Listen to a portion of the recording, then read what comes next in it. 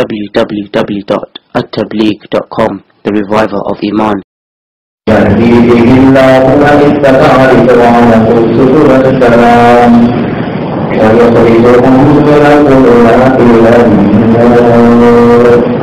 صدق الله مولانا العظيم. ربیع الاول کا مہینہ آتا ہے، یہ حضرت نبی کریم صلی اللہ علیہ وسلم کی پیدائش کا مبارک مہینہ. اسی ربیع الاول کے مہینے میں ہم سب کے آقا و مولا تاجدار مدینہ حضرت محمد رسول اللہ صلی اللہ علیہ وسلم کی پیدائش ہوئی. ابھی عیسوی سن 2016 چل رہا ہے اور حضور کی پیدائش ہوئی تب 570 عیسوی 570 عیسوی میں اپریل کا مہینہ تھا اور سوموار کا دن تھا، پیر کا دن تھا اور ربیع الاول کا مہینہ تھا اور 8ویں تاریخ. نبی کریم صلی اللہ علیہ وسلم کی پیدائش ربیع الاول کے مہینے میں 8ویں تاریخ کو ہوئی. سوموار کے دن صبح صادق کے وقت پر، یعنی جب ہم روزہ شروع کر رہے ہیں اس ٹائم پر آپ صلی اللہ علیہ وسلم پیدا ہوئے. مکہ مکرمہ میں دادا عبدالمطلب کے مکان میں آپ کی پیدائش ہوئی. اسی لیے کہ آپ صلی اللہ علیہ وسلم کے جو ابا تھے ان کا نام عبداللہ تھا. ان کا تو بہت پہلے انتقال ہو چکا تھا. وہ نبی کریم صلی اللہ علیہ وسلم یتیم ہونے کی حالت میں پیدا ہوئے. دادا عبدالمطلب نے ایک خواب دیکھا تھا، عجیب و غریب خواب دیکھا. ایسے ان کی پیشانی کے اوپر نبی کریم صلی اللہ علیہ وسلم کا نور مبارک چمکتا ہوتا تھا. خواب یہ دیکھا کہ دادا عبدالمطلب کی پیٹھ میں سے ایک زنجیر نکلی، سانکڑ نکلی اور وہ زنجیر آسمان تک چلی گئی. اس کا ایک کنارہ آسمان میں چلا گیا اور دوسرا کنارہ زمین میں چلا گیا. پھر اس زنجیر کے اندر سے دوسرے 2 حصے نکلے. ایک حصہ مشرق میں یعنی پورو میں اور ایک حصہ مغرب میں پشچم دشا میں چلا گیا. یہ ایسی زنجیر نکلی دادا عبدالمطلب کی پیٹھ میں سے. اس کا ایک حصہ آسمان میں، ایک زمین میں، ایک مشرق میں، ایک مغرب میں. پھر یہ جو اتنی بڑی زنجیر تھی وہ زنجیر اچانک ایک درخت بن گئی، ایک جھاڑ بن گیا. اتنا بڑا جھاڑ بن گیا جس کے اوپر بہت سارے پتے تھے اور وہ پتے بھی بڑے خوبصورت تھے. اتنے خوبصورت پتے کہ ہر پتے پر سے ایسی چمک نکل رہی تھی کہ سورج کی روشنی جتنی ہوتی ہے اس سے 70 یعنی 70 گنا زیادہ چمک اس درخت کے ہر پتے میں سے نکل رہی تھی. دیکھا کہ اس زنجیر کے ساتھ، اس درخت کے ساتھ بہت سارے لوگ لپٹے ہوئے ہیں. اس درخت کو پکڑ کے کھڑے ہوئے ہیں. مشرق میں بھی، مغرب میں بھی، پورو میں بھی، پشچم میں بھی، دنیا کے الگ الگ علاقے کے اندر لوگ اس درخت کو پکڑ کر کے کھڑے ہوئے ہیں. دادا عبدالمطلب نے دیکھا کہ اس میں قریشی لوگ کتنے ہیں، تو کہا قریشی بہت تھوڑے ہیں. پھر دادا عبدالمطلب نے خواب میں دیکھا کہ کچھ قریشی لوگ ہاتھ میں کلاڑا لے کر کے آتے ہیں اس درخت کو کاٹنے کے بعد. تو ایک خوبصورت نوجوان آتا ہے اور وہ نوجوان آ کر کے وہ درخت کاٹنے والوں کو دور ہٹا دیتا ہے. جب بھی آتے ہیں تو دور ہٹا دیتا ہے. عجیب و غریب خواب نبی کریم صلی اللہ علیہ وسلم کے دادا عبدالمطلب نے دیکھا.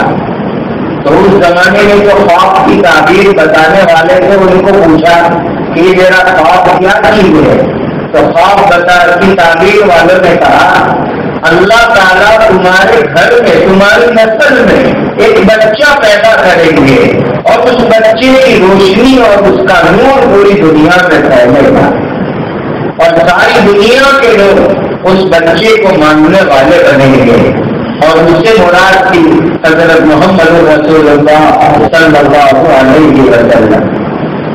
جب حضور کی پیدائش ہوئی تو آپ کی امی آمینہ نے ایک نور دیکھا, ایسا نور دیکھا کہ مکہ سے لے کر شام تک یعنی سیریا تک پوری زمین جگمگانے لگی, چمکنے لگی.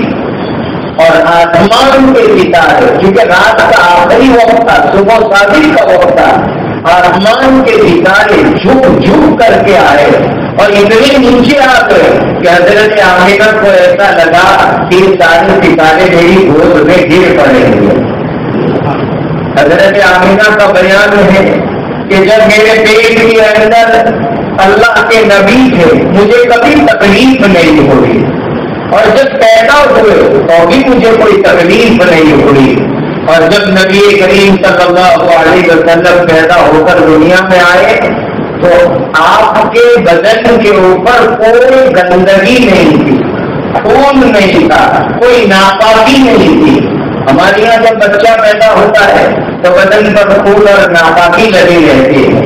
حضور کی پیدائش ایسے ہوئی کہ آپ کے بدن کے اوپر نہ خون ہے, نہ کوئی ناپاکی ہے, نہ کوئی گندگی ہے, بلکہ جو ناپ ہوتی ہے کہ ڈوٹی سے نکلی ہوئی ایک چیز ناپ, وہ بھی حضور کو نہیں تھی. اور قدرتی بات جب پیدا ہوئے تو حضور ختنہ کے بعد پیدا ہوئے تھے, کسی نے آپ کی ختنہ نہیں کی, قدرتی طور پر ختنہ کے ساتھ حضور کی ولادت ہوئی.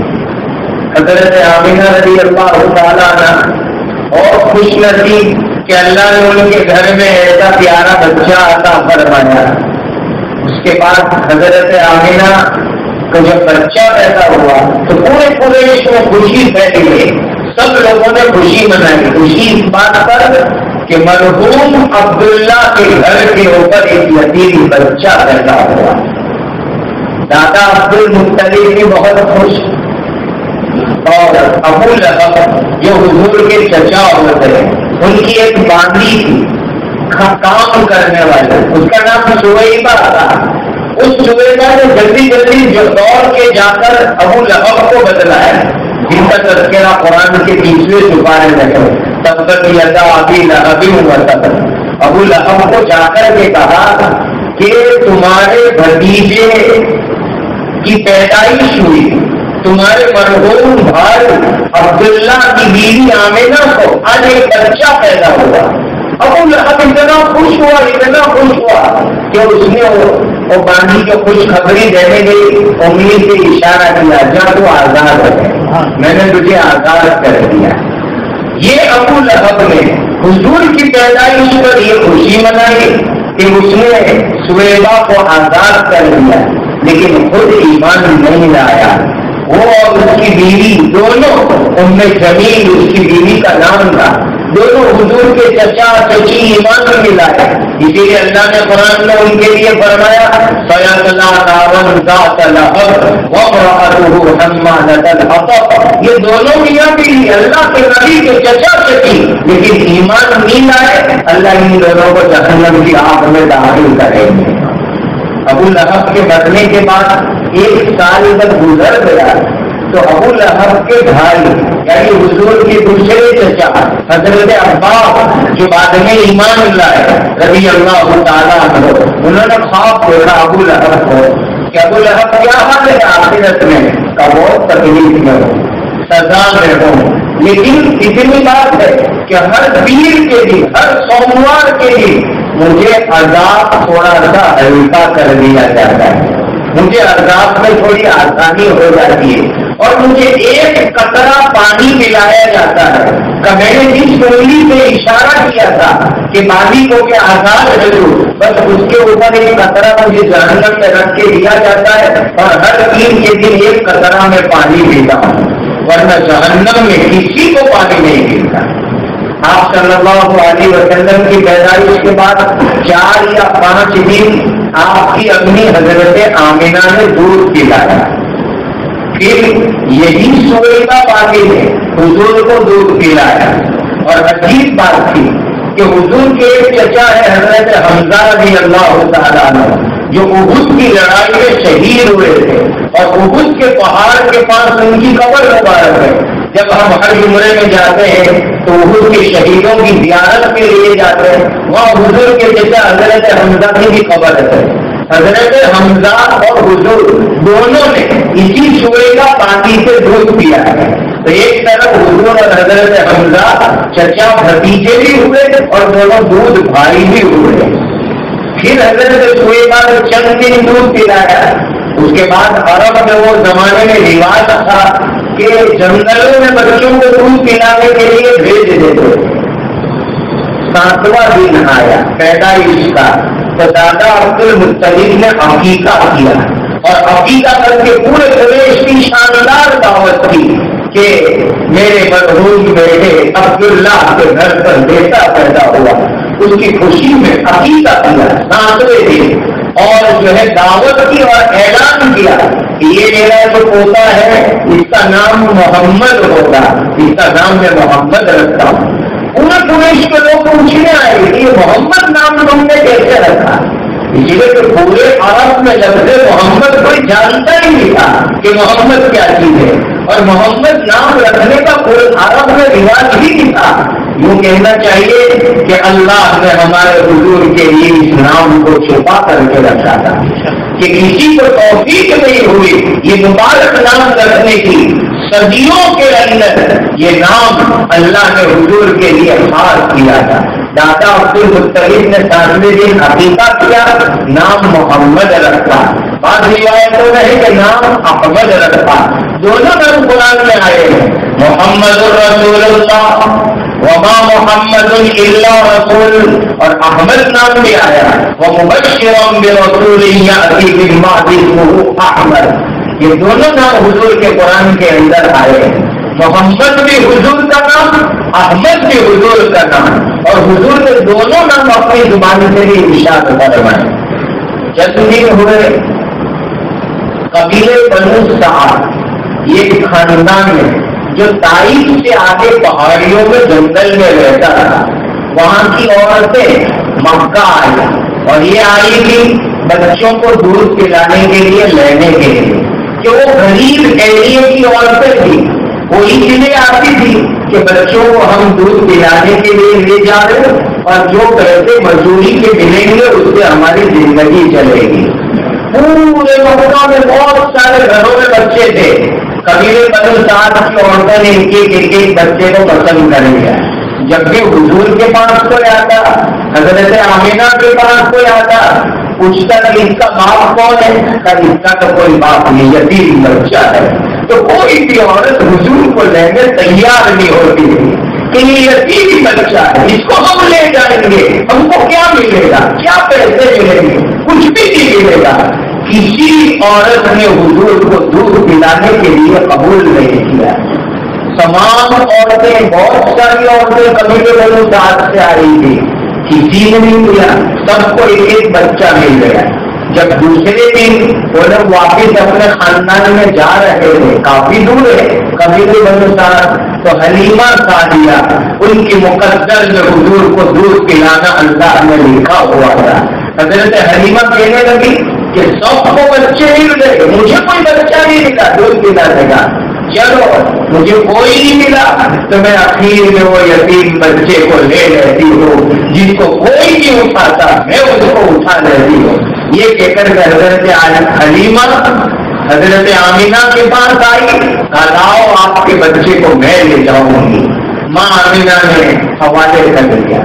حضرت حلیمہ رضی اللہ تعالیٰ عنہ اپنے شوہر کے ساتھ جب آئی تھی تو ایک گدھی تھی اور ایک اونٹنی تھی، اس پر بیٹھ کر کے یہ دونوں میاں بیوی مکہ آئے تھے، لیکن گدھی بھی ایک دم کمزور دبلی پتلی اور اونٹنی بھی ایک دم کمزور دبلی پتلی، مشکل سے آہستہ آہستہ چلے، پورے قافلے والے چلتے تھے تو ان کی اونٹنی اور گدھی پیچھے رہ جاتی تھی، یہ دونوں میاں بیوی آہستہ آہستہ چلا کے آگے آتے تھے، اور اونٹنی اتنی کمزور تھی کہ دودھ کا ایک قطرہ بھی اس کے پیٹ میں سے نکلتا نہیں تھا، شوہر بھی بھوکا رہتا، بیوی حلیمہ بھی بھوکی رہتی، دونوں میاں بیوی بھوکے رہتے، دودھ ہی نہیں کہ پی کر کے پیٹ بھرے۔ جیسے ہی حضرت حلیمہ حضور کو لے کے آئی اور قافلہ چلنے لگا تو سب سے پہلا معجزہ حضور کا یہ دیکھنے میں آیا کہ حضرت حلیمہ کی وہ اونٹنی جس میں ایک قطرہ دودھ نہیں ہوتا تھا اس کے پورے تھن دودھ سے بھر گئے، اور اتنا دودھ نکلا کہ دونوں میاں بیوی نے پیٹ بھر کے پیا اور قافلے نے دوسرے لوگوں کو بھی دودھ پلایا۔ سب لوگ پوچھ رہے ہیں کہ حلیمہ یہ میری وہی اونٹنی ہے جس میں ایک قطرہ بھی دودھ نہیں تھا؟ کہا ہاں یہ میری وہی اونٹنی ہے، لگتا ہے ایسا ہے کہ ایک یتیم بچہ میں اٹھا کے لائی ہوں، اس کی برکتیں میرے گھر میں ظاہر ہو رہی ہیں۔ پھر میاں بیوی بیٹھے، سفر شروع ہوا تو وہ گدھی اور اونٹنی جو چلتے ہی نہیں تھے، آہستہ آہستہ چلتے تھے، اتنے پاس چلنے لگے کہ پورے قبیلے میں ساتھ کے سارے جانور پیچھے رہ گئے، اور حضرت حلیمہ اور ان کے شوہر کے دونوں جانور سب سے آگے نکل گئے۔ تو پورے خاندان والے پوچھے حلیمہ یہ تمہاری گدھی کو کیا ہو گیا کہ اس کی اسپیڈ اتنی فاسٹ ہو گئی؟ یہ وہی ہے کہ مکہ جا کے کوئی نئی خریدی تم نے؟ کہنے لگی نہیں، یہ میری گدھی بھی وہی ہے، اونٹنی بھی وہی ہے، لیکن یہ یتیم بچہ جس کو میں گود میں اٹھا کے لائی ہوں، اس بچے کی برکت ہے کہ ہمارے دونوں جانور اتنے پاس پاس چلنے لگے۔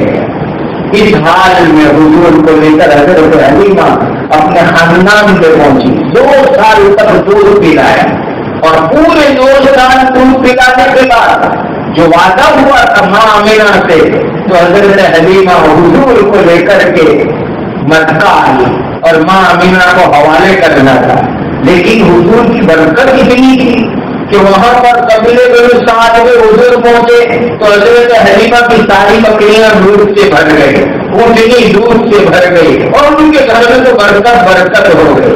تو حضرت حلیمہ نے حضرت آمینہ کو کہا 2 سال کا وعدہ تھا، ٹائم پورا ہو گیا، لیکن تم اجازت دو تو میں تمہارے بچے کو اور 2 سال کے لیے اپنے گھر لے جاؤں۔ ماں آمینہ نے کہا ٹھیک ہے، اور 2 سال کے لیے لے جاؤ، وہ جنگل میں پہاڑی ہوا میرے بچے کو ملے گی، اور وہاں خاندان کے اندر جو پیور عربی بولی جاتی ہے میرا بچہ وہ زبان سیکھ لے گا، لے جاؤ۔ ماں حلیمہ پھر حضور کو لے کر کے اپنے خاندان کے اندر پہنچ گئی۔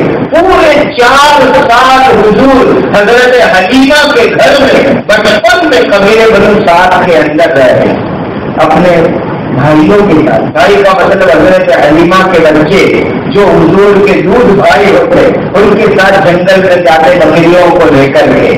ایک دن حضرت حلیمہ کا صدقہ بیٹا دوڑے دوڑے آیا اور آ کر کے کہتا ہے اپنی امی کو، امی امی چلو چلو، وہ مکہ والا جو اپنا بھائی ہے محمد، ان کو تو 2 آدمیوں نے آ کے پکڑ لیا اور ہمارے اس بھائی کا سینہ کاٹ رہے، پتہ نہیں کیا کر رہے۔ تو حضرت حلیمہ گھبرا گئے، ان کے شوہر بھی گھبرا گئے، دونوں میاں بیوی گھبرائے دوڑے دوڑے پہنچے۔ وہاں جا کر کے دیکھا نبی کریم صلی اللہ علیہ وسلم کھڑے ہیں، آپ کے چہرے کا رنگ بدلا ہوا ہے۔ پوچھا بیٹا کیا ہوا؟ حضرت حلیمہ نے فوراً اپنے گلے سے حضور کو لگا دیا، پوچھا کیا ہوا؟ 2 آدمی آئے، سفید کپڑے والے، یہ دونوں آنے والے انسان نہیں ہے، یہ اللہ کے فرشتے جبرائیل اور میکائیل تھے۔ دونوں فرشتے جو تمام فرشتوں کے سردار سمجھے جاتے ہیں وہ آئے گے انسانی شکل میں، حضور کو سلایا اور سلانے کے بعد آپ کا سینہ مبارک چیرا، اندر سے دل مبارک نکالا، جنت میں سے سونے کا پنچا لائے تھے، اس میں وہ سینہ مبارک رکھا اور اس کو جنت کے مبارک پانی سے یا زمزم کے پانی سے دھویا اور اندر سے کچھ 2-3 خون کے قطرے نکالے۔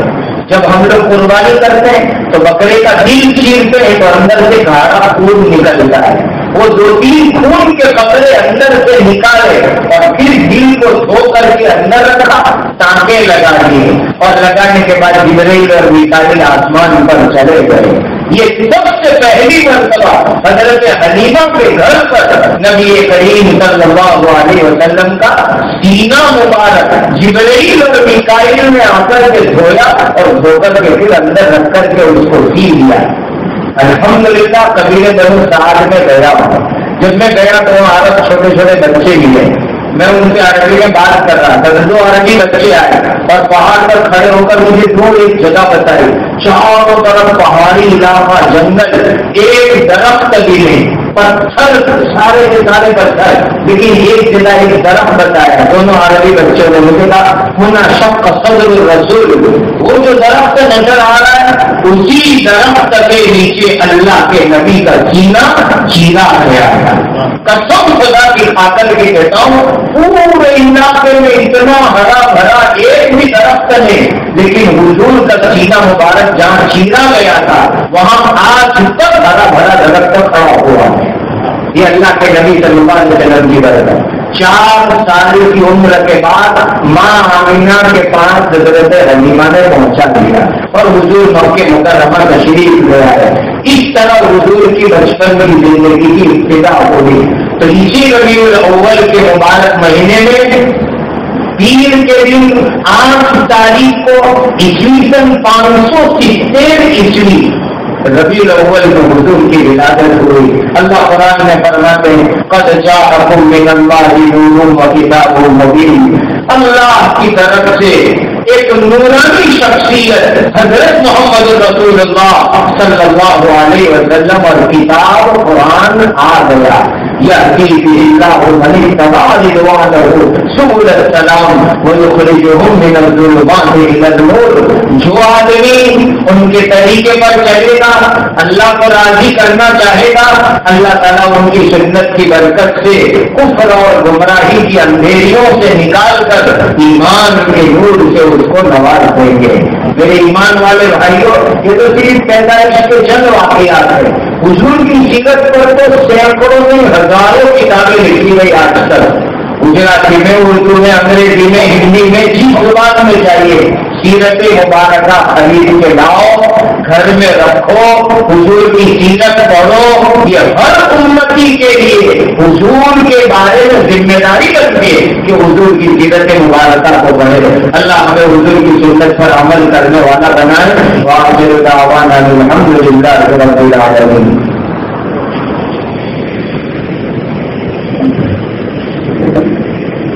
www